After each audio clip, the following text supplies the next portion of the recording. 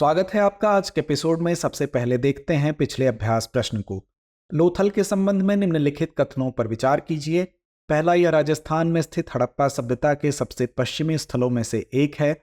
दूसरा, लोथल में विश्व का सबसे पुराना ज्ञात डॉक था जो शहर को साबरमती नदी के प्राचीन मार्ग से जोड़ता था। उपर्युक्त में से कौन सा या कौन से कथन सही है या हैं? विकल्प ए केवल एक, विकल्प बी केवल दो, विकल्प सी एक और दो दोनों, या विकल्प डी ना तो एक ना ही दो। तो इसका सही जवाब है विकल्प बी। लोथल गुजरात की भाल क्षेत्र में स्थित हड़प्पा सभ्यता के सबसे दक्षिणी स्थलों में से एक है, अतः कथन एक सही नहीं है। लोथल में विश्व का सबसे पुराना ज्ञात डॉक था जो शहर को साबरमती नदी के प्राचीन मार्ग से जोड़ता था, अतः कथन दो सही है, अतः विकल्प बी सही है। बता दें कि लोथल को अप्रैल 2014 में यूनेस्को विश्व धरोहर स्थल के रूप में नामित किया गया था। तो आइए शुरुआत करते हैं पहले प्रश्न के साथ। हाल ही में चर्चा में रहा अल्फा फोल्ड 2 निम्नलिखित में से किससे संबंधित है? विकल्प ए जलवायु परिवर्तन का पूर्वानुमान, विकल्प बी प्रोटीन की संरचना की भविष्यवाणी, या विकल्प सी क्वांटम कंप्यूटिंग, या विकल्प डी अंतरिक्ष अन्वेषण। तो इसका सही जवाब है विकल्प बी।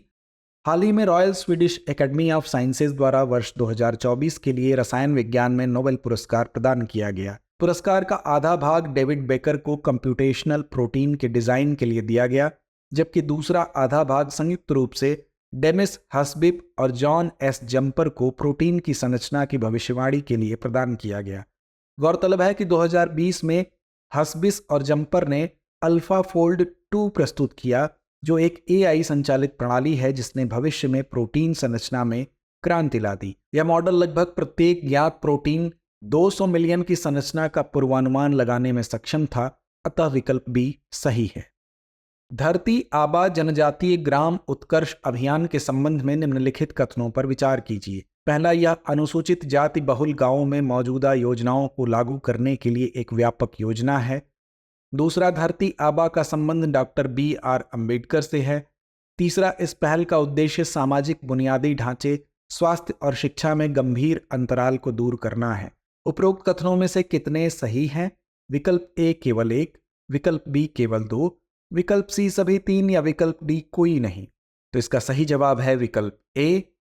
धरती आबा जनजातीय ग्राम उत्कर्ष अभियान मूल रूप से PM जनजातीय उन्नत ग्राम अभियान नाम से आरंभ हुई। यह योजना 63,000 अनुसूचित जनजाति बहुल गांवों में मौजूदा योजनाओं को लागू करने के लिए एक व्यापक योजना है, अतः कथन एक सही नहीं है। धरती आबा का तात्पर्य झारखंड के 19वीं सदी के आदिवासी नेता और उपनिवेशवाद विरोधी प्रतीक बिरसा मुंडा से है, अतः कथन दो सही नहीं है। बताते हैं कि इस पहल का उद्देश्य भारत सरकार के विभिन्न 17 मंत्रालयों और विभागों द्वारा कार्यान्वित 25 हस्तक्षेपों के माध्यम से सामाजिक बुनियादी ढांचे, स्वास्थ्य, शिक्षा और आजीविका में महत्वपूर्ण अंतराल को दूर करना है, अतः कथन 3 सही है, अतः विकल्प ए सही है। असम समझौते के संबंध में निम्नलिखित कथनों पर विचार कीजिए। पहला, यह केंद्र सरकार, असम राज्य सरकार और असम आंदोलन के नेताओं के बीच एक त्रिपक्षीय समझौता है। दूसरा, PK मोहंती समिति ने समझौते के खंड 6 के कार्यान्वयन के लिए उपाय सुझाए हैं। उपर्युक्त कथनों में से कौन सा या कौन से सही है या हैं? विकल्प ए केवल एक, विकल्प बी केवल दो, विकल्प सी एक और दो दोनों, या विकल्प डी ना तो एक ना ही दो। तो इस प्रश्न का सही जवाब है विकल्प ए। वर्ष 1985 में हस्ताक्षरित असम समझौता केंद्र सरकार, असम राज्य और असम आंदोलन के नेताओं के बीच एक त्रिपक्षीय समझौता था जिसका उद्देश्य बांग्लादेश में अवैध प्रवासियों के प्रवेश को रोकना था, अतः कथन एक सही है। इसके परिणाम स्वरूप नागरिकता अधिनियम 1955 की धारा 6A को विशेष रूप से असम के संदर्भ में शामिल किया गया। इस समझौते की धारा 6 में असम के लोगों की सांस्कृतिक, सामाजिक, भाषाई पहचान एवं विरासत को संरक्षित करने एवं बढ़ावा देने के लिए संवैधानिक, विधायी तथा प्रशासनिक सुरक्षा का वादा किया गया है। इसका मुख्य उद्देश्य असम के लोगों की स्वदेशी पहचान की रक्षा करना था। यह धारा जनसंख्या अनुपात में परिवर्तन और बांग्लादेश से प्रवासियों के आगमन की प्रतिक्रिया में जोड़ी गई थी। आइए अब नजर डालते हैं विप्लव शर्मा समिति की रिपोर्ट पर। जुलाई 2019 में केंद्रीय गृह मंत्रालय ने समझौते की धारा 6 को लागू करने के तरीके सुझाने हेतु एक 14 सदस्यीय समिति का गठन किया। इस समिति की अध्यक्षता असम उच्च न्यायालय के सेवानिवृत्त न्यायाधीश विप्लव कुमार शर्मा ने की। बता दें कि इस समिति में न्यायाधीश सेवानिवृत्त नौकरशाह, लेखक, आंसू नेता तथा पत्रकार शामिल थे। अतः कथन 2 सही नहीं है, अतः विकल्प 1 सही है। भारत में विमुक्त, घुमंतु और अर्ध घुमंतु जनजातियों के संदर्भ में निम्नलिखित कथनों पर विचार कीजिए। पहला, ब्रिटिश शासन के दौरान आपराधिक जनजाति अधिनियम 1871 के तहत विमुक्त जनजातियों को आदतन अपराधी करार दिया गया था। दूसरा, सभी विमुक्त जनजातियों को अनुसूचित जाति श्रेणी के अंतर्गत सूचीबद्ध किया गया है। उपर्युक्त में से कौन सा या कौन से कथन सही है या हैं? विकल्प ए केवल 1, विकल्प बी केवल 2, विकल्प सी 1 और 2 दोनों, या विकल्प डी ना तो 1 ना ही 2। तो इसका सही जवाब है विकल्प ए। विमुक्त समुदाय जिन्हें कभी ब्रिटिश शासन के दौरान आपराधिक जनजाति अधिनियम 1871 जैसे कानूनों के तहत जन्मजात या आदतन अपराधी करार दिया गया था, वर्ष 1952 में भारत सरकार द्वारा इन्हें आधिकारिक तौर पर विमुक्त जाति के रूप में घोषित कर दिया गया। अतः कथन 1 सही है। जबकि अधिकांश डीएनटी अनुसूचित जाति एससी, अनुसूचित जनजाति एसटी और अन्य पिछड़ा वर्ग ओबीसी श्रेणियों में फैले हुए हैं, कुछ डीएनटी किसी भी एससी, एसटी या ओबीसी श्रेणी में शामिल नहीं है। अतः कथन 2 सही नहीं है, अतः विकल्प ए सही है। गौरतलब है कि ऐतिहासिक रूप से खानाबदोश जनजातियों और विमुक्त जनजातियों को कभी भी निजी भूमि या घर का स्वामित्व प्राप्त नहीं था। खानाबदोश और अर्ध खानाबदोश समुदायों को उन लोगों के रूप में परिभाषित किया जाता है जो प्रत्येक समय एक स्थान पर रहने के बजाय एक स्थान से दूसरे स्थान पर घूमते रहते हैं। पीएम इंटर्नशिप योजना के बारे में निम्नलिखित कथनों पर विचार कीजिए। पहला, यह योजना नामांकन के बाद प्रधानमंत्री जीवन ज्योति योजना और प्रधानमंत्री सुरक्षा बीमा योजना के अंतर्गत बीमा कवरेज प्रदान करती है। दूसरा, आईआईटी और आईआईएम जैसे प्रमुख संस्थानों से स्नातक इस इंटर्नशिप के लिए पात्र हैं। तीसरा, यह योजना केवल उन उम्मीदवारों के लिए उपलब्ध है जिनके परिवार की आय वार्षिक 8 लाख रुपए से अधिक नहीं है। उपर्युक्त कथनों में से कौन सा या कौन से सही है या हैं? विकल्प ए केवल 1 और 3, विकल्प बी केवल 2, विकल्प सी केवल 1 या विकल्प डी 1, 2 और 3। तो इस प्रश्न का सही जवाब है विकल्प ए। यह योजना नामांकित उम्मीदवारों के लिए पीएम जीवन ज्योति बीमा योजना और पीएम सुरक्षा बीमा योजना के तहत बीमा कवरेज प्रदान करती है। अतः कथन 1 सही है। आईआईटी, आईआईएम जैसे प्रमुख संस्थानों से स्नातक और चार्टर्ड अकाउंटेंट जैसी पेशेवर योग्यता वाले लोगों को इस योजना से बाहर रखा गया है। अतः कथन 2 सही नहीं है। यह योजना केवल उन उम्मीदवारों के लिए उपलब्ध है जिनके परिवार की आय सालाना 8 लाख रुपए से अधिक नहीं है तथा सरकारी कर्मचारियों वाले परिवार अपात्र हैं। अतः कथन 3 सही है। अतः विकल्प ए सही है। कभी कभी समाचारों में दिखने वाले लैम्बस क्वार्टर्स, क्वैक ग्रास और इंडेलियन निम्नलिखित में से किससे संबंधित हैं? विकल्प ए सजावटी बगीचे के पौधे, विकल्प बी औषधीय जड़ी बूटियां, विकल्प सी सामान्य कृषि खरपतवार, या विकल्प डी खाने योग्य जंगली पौधे। तो इसका सही जवाब है विकल्प सी। लैम्बस क्वार्टर्स, क्वैक ग्रास और डेंडेलियन को उनकी आक्रामक वृद्धि और प्रतिस्पर्धी प्रकृति के कारण सामान्य कृषि खरपतवारों के रूप में वर्गीकृत किया गया है। खरपतवार आमतौर पर ऐसे अवांछित पौधे होते हैं जो कृषि या पारिस्थितिक संतुलन को बाधित करते हैं। ये फसलों और अन्य वनस्पतियों के साथ आक्रामक रूप से प्रतिस्पर्धा करते हैं। खरपतवार विविध पर्यावरणीय परिस्थितियों के प्रति अनुकूलन क्षमता प्रदर्शित करते हैं, जिससे ये विभिन्न परिस्थितियों में विकसित हो जाते हैं। अतः विकल्प सी सही है। निम्नलिखित घटनाओं पर विचार कीजिए। पहला, बंबई में भारत के पहले डाकघर की स्थापना। दूसरा, भारत का पहला डाक टिकट सिंधे डॉक जारी किया गया। तीसरा, भारत यूनिवर्सल पोस्टल यूनियन में शामिल हुआ। घटनाओं को उनके घटित होने के क्रम में व्यवस्थित कीजिए।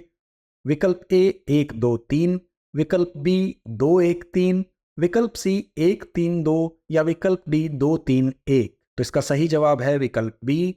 भारत की डाक सेवा की उपलब्धियों में वर्ष 1852 को पहला डाक टिकट सिंडे डॉक जारी था तथा उसके बाद वर्ष 1854 में बॉम्बे में पहला डाकघर स्थापित किया गया। भारतवर्ष 1874 में बर्न, स्विट्जरलैंड में अपनी स्थापना के 2 वर्ष बाद वर्ष 1876 में यूनिवर्सल पोस्टल यूनियन में शामिल हुआ। यूपीओ ने अंतर्राष्ट्रीय डाक विनियमों को मानकीकृत करने में महत्वपूर्ण भूमिका निभाई है, जिससे सीमाओं के पार सुचारू एवं कुशल डाक विनिमय सुनिश्चित हुआ है। अतः सही क्रम 2, 1, 3 है। अतः विकल्प बी सही है। राष्ट्रीय मुद्रीकरण पाइपलाइन के संबंध में निम्नलिखित कथनों पर विचार कीजिए। पहला, नीति आयोग ने संबंधित मंत्रालयों के परामर्श से यह पाइपलाइन तैयार की है। दूसरा, एनएमपी के अंतर्गत पाइपलाइन मूल्य में सबसे बड़ी हिस्सेदारी विद्युत क्षेत्र की है। तीसरा, इस पहल के अंतर्गत सरकार परिसंपत्तियों का प्राथमिक स्वामित्व अपने पास रखती है। उपर्युक्त कथनों में से कितने सही हैं? विकल्प ए केवल एक, विकल्प बी केवल दो, विकल्प सी सभी तीन या विकल्प डी इनमें से कोई नहीं। तो इसका सही जवाब है विकल्प बी। राष्ट्रीय मुद्रीकरण पाइपलाइन यानी एनएमपी संचालित सार्वजनिक अवसंरचना परिसंपत्तियों के मुद्रीकरण के माध्यम से सतत अवसंरचना वित्तपोषण को बढ़ावा देने की एक प्रमुख पहल है। इसमें केंद्र सरकार और सार्वजनिक क्षेत्र की संस्थाओं की प्रमुख परिसंपत्तियों को पट्टे पर देकर 6 लाख करोड़ रुपए की कुल मुद्रीकरण क्षमता की परिकल्पना की गई है। एनएमपी की तैयारी नीति आयोग द्वारा बुनियादी अवसंरचना मंत्रालयों के परामर्श से इसकी तैयारी की गई है, अतः कथन एक सही है। कवर किए गए क्षेत्र और परिसंपत्ति वर्ग। एनएमपी सड़क, बंदरगाह, हवाई अड्डे, रेलवे, गैस और उत्पाद पाइपलाइनों, विद्युत उत्पादन और ट्रांसमिशन, खनन, दूरसंचार, भंडारण आदि सहित कई क्षेत्रों को कवर करता है। इसके शीर्ष 5 क्षेत्रों में सड़क कुल पाइपलाइन मूल्य का 27%, रेलवे 25%, विद्युत 15%, तेल और गैस पाइपलाइन 8% तथा दूरसंचार 6% शामिल हैं, अतः कथन 2 सही नहीं है। जहां तक बात मुद्रीकरण ढांचे की है तो मुख्य परिसंपत्ति के मुद्रीकरण ढांचे के संदर्भ में 3 प्रमुख अधिदेश हैं। सरकार परिसंपत्तियों का प्राथमिक स्वामित्व अपने पास रखेगी और लेन देन अवधि समाप्त होने के बाद परिसंपत्तियां सार्वजनिक प्राधिकरण को वापस हो जाएंगी, अतः कथन 3 सही है। इसमें स्थित राजस्व वाली जोखिम मुक्त ब्राउनफील्ड परिसंपत्तियों का चयन करना शामिल है। इसमें प्रमुख प्रदर्शन संकेतक और प्रदर्शन मानकों को ध्यान में रखते हुए संरचित साझेदारियों को सुपरिभाषित संविदात्मक ढांचे के अंतर्गत स्थापित किया जाना शामिल है। निम्नलिखित घटनाओं पर विचार कीजिए। पहला, शिक्षित भारतीयों को डिप्टी मजिस्ट्रेट और डिप्टी कलेक्टर के रूप में नियुक्त करने का प्रावधान लागू किया गया। दूसरा, 1833 में महलवाड़ी भू राजस्व प्रणाली की समीक्षा की गई और उसे अद्यतन किया गया। तीसरा, बंगाल प्रेसिडेंसी को 20 प्रभागों में पुनर्गठित किया गया। चौथा, स्थानीय न्यायालयों में स्थानीय भाषाओं के प्रयोग का आदेश दिया गया। निम्नलिखित में से किस व्यक्तित्व को उपरोक्त सुधारों का श्रेय दिया जाता है? विकल्प ए विलियम बेंटिक, विकल्प बी लॉर्ड कॉर्नवालिस, विकल्प सी लॉर्ड वेलेस्ली या विकल्प डी चार्ल्स मेटकाफ। तो इसका सही जवाब है विकल्प A William Bentinck.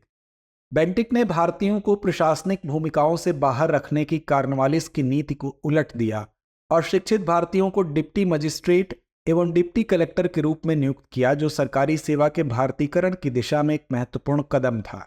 Lord William Bentinck ने वर्ष 1833 में भूमि राजस्व की महलवाड़ी प्रथा की समीक्षा की और उसे अद्यतन किया। इसमें बड़े भूस्वामियों और ग्राम समुदायों के साथ विस्तृत सर्वेक्षण और संवाद शामिल था, जिससे राज्य के राजस्व में वृद्धि हुई। प्रशासनिक प्रभाग। बेंटिक ने बंगाल प्रेसिडेंसी को 20 प्रभागों में पुनर्गठित किया, जिसमें से प्रत्येक का पर्यवेक्षण एक आयुक्त करता था, जिससे प्रशासनिक दक्षता में वृद्धि हुई। न्यायिक सशक्तिकरण।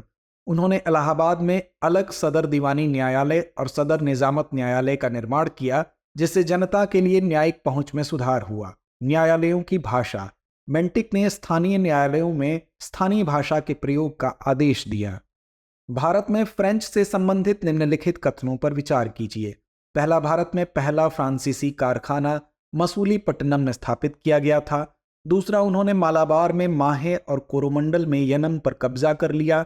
तीसरा, फ्रांसीसी गवर्नर के रूप में डुप्ले के आगमन से एंग्लो फ्रांसीसी संघर्ष की शुरुआत हुई। उपर्युक्त कथनों में से कितने सही हैं? विकल्प ए केवल एक, विकल्प बी केवल 2, विकल्प सी सभी 3 या विकल्प डी इनमें से कोई नहीं।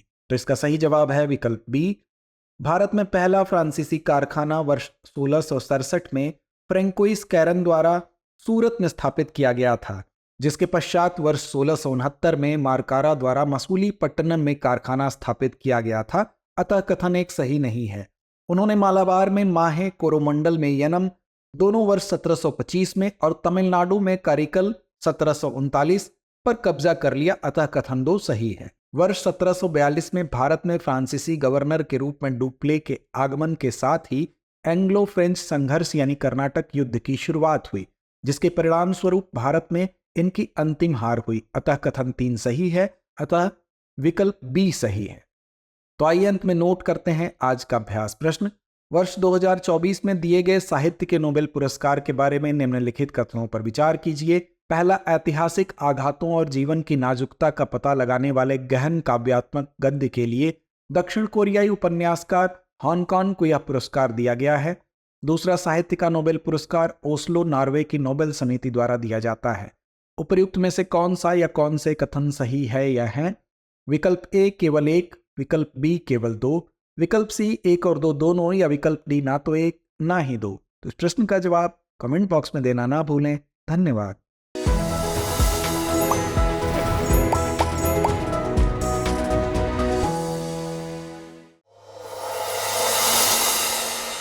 डियर व्यूअर्स, अपने एग्जाम की तैयारी को और बेहतर करने के लिए हमारे चैनल को लाइक, शेयर और सब्सक्राइब करना न भूलें।